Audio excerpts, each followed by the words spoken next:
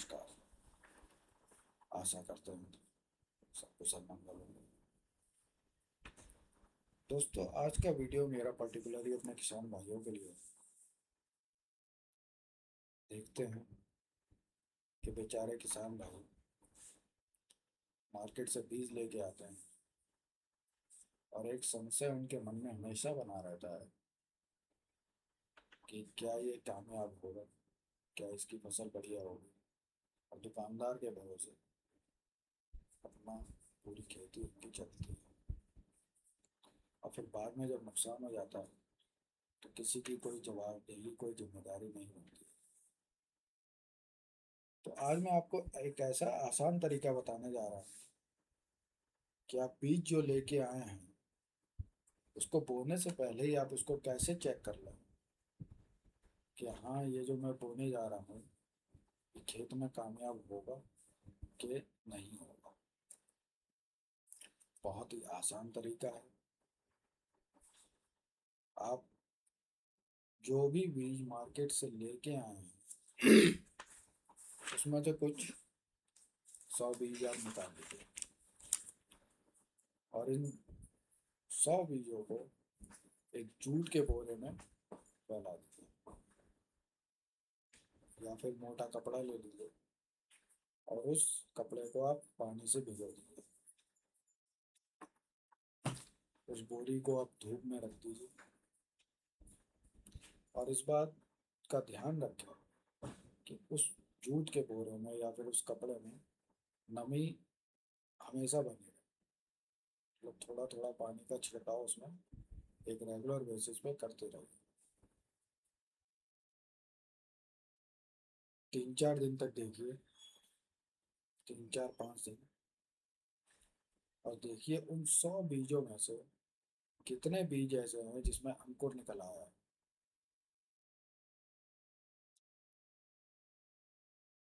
अगर वो मात्रा 80 है तो वो खेत में बोने लायक है। यहीं अगर वो नंबर 80 से नीचे गिर के 60 से 80 के बीच में है तो ऐसा माना जाता है कि वो नहीं बोना चाहिए, नुकसान होगा।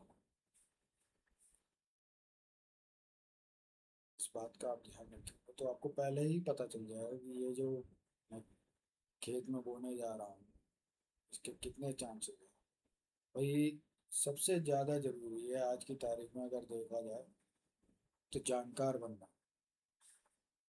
ये छोटी छोटी चीज़ें हैं लेकिन यही चीज़ें अगर इंसान ध्यान रखे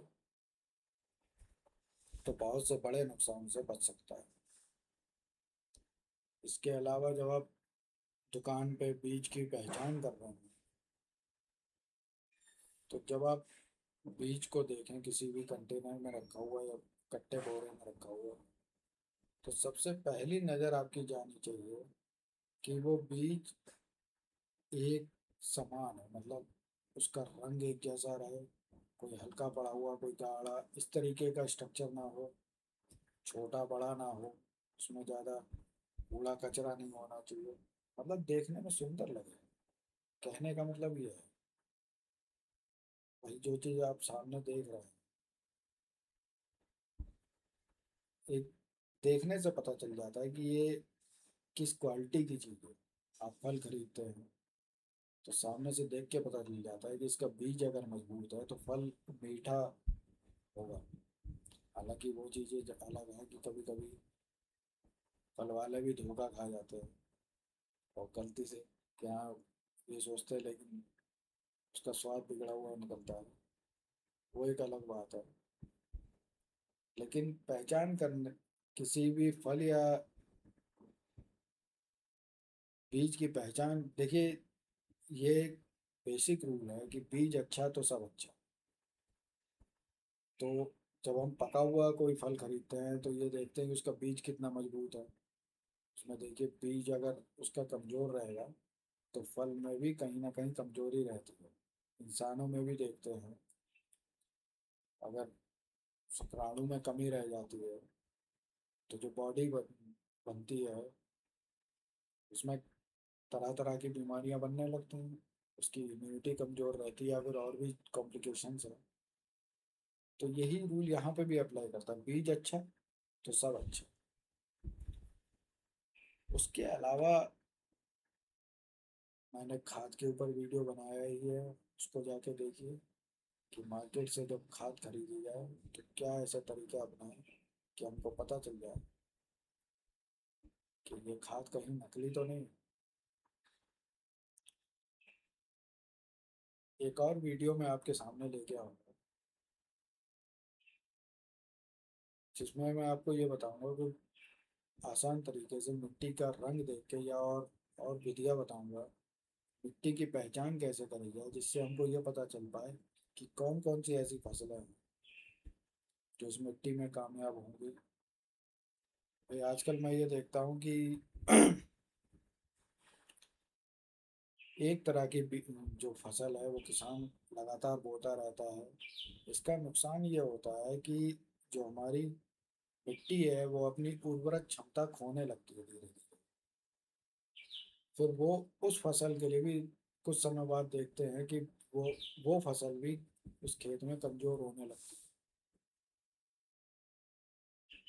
भाई खाद जो है वो अभी कुछ समय से ये यूरिया वगैरह है, क्या इससे पहले खेती नहीं होती थी? क्या इससे पहले इंसान फसल नहीं करता था या खाता पीता नहीं था? हाँ ये बात अलग है कि इन खाद का इस्तेमाल होने से पैदावार बढ़ जाती है, लेकिन फिर ये भी तो होता है कि वो पैदावार बढ़ तो जाती है लेकिन बीज भी तो कमजोर हो जाता है। भले ही हम देसी खाद इस्तेमाल करने से, ये खाद का मतलब ये है कि जो केमिकल वगैरह वाली खाद है इनके इस्तेमाल की जगह अगर हम नेचुरल ऑर्गेनिक तरीके से अगर हम चलेंगे तो एक तो आपका बीज मजबूत होगा, वजन भी उसका बढ़ जाएगा। हम ये क्वांटिटी देखते हैं कि हाँ क्वांटिटी में ज़्यादा फसल हो रही है, लेकिन ये वहाँ पे अगर आपको उसकी क्वालिटी गिरने से ये है कि ज़्यादा लोग अगर खाने वाले हैं इस वजह से कमी हो जाती है। लेकिन अगर आप ये देखिए अगर क्वालिटी भी है तो उसकी कमाई भी तो उस अनुपात में उसी रेशियो में आ जाएगी। देखने वाली चीज़ तो ये भी है।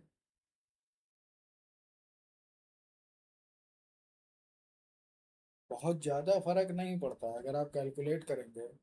तो मैं आपको प्रैक्टिकली भी बता दूंगा कि अगर हम ऑर्गेनिक तरीके से भी चलेंगे तो कमाई पे बहुत ज़्यादा, और बल्कि मैं तो ये कहता हूँ कि एक कॉन्सेप्ट है गवर्नमेंट ने चलाया है, जीरो बजट नेचुरल फार्मिंग का।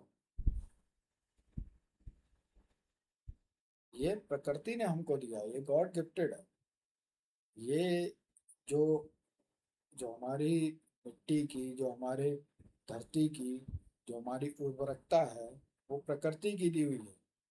इसमें ऐसी कोई भी जरूरत नहीं है कि आप इसके साथ खिलवाड़ करके, इसके साथ एक्सपेरिमेंट करके तरह तरह के इसको ही नुकसान पहुंचाने के बाद अपना नुकसान करिए। प्रकृति से जब खिलवाड़, भाई हम तो प्रकृति के साथ खिलवाड़ कर देते हैं लेकिन प्रकृति जब खिलवाड़ करने पे आती है तो काफी कुछ उजाड़ देती है।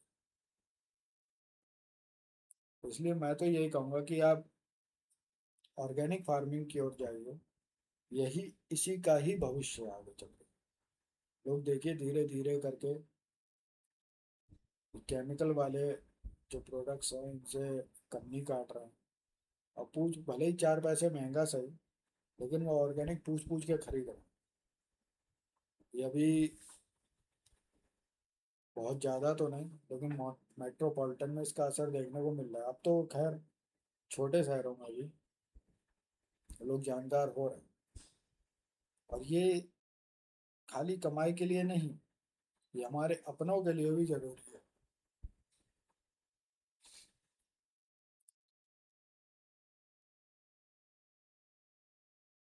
तो चलिए अगले वीडियो में भाई हमारा एस्ट्रोलॉजी पे जो है वो सीरीज जारी है, जल्दी आपके सामने। ये कोर्स है, ये स्टेप बाय स्टेप चलेगा। इससे अगला वीडियो आपके सामने जल्दी ही रिलीज होगा। मैं कोशिश भाई उस समय से कुछ व्यस्तता चल रही है, इस वजह से रेगुलर वैसे मेरा दिन रहता है, जो काम की बात वाला सेक्शन है वो संडे का रहता है। आज एक दिन लेट हो गया।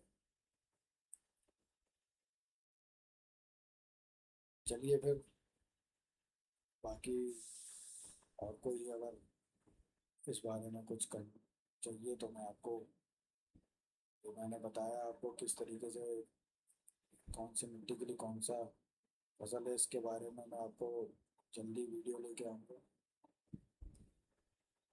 मिलते हैं।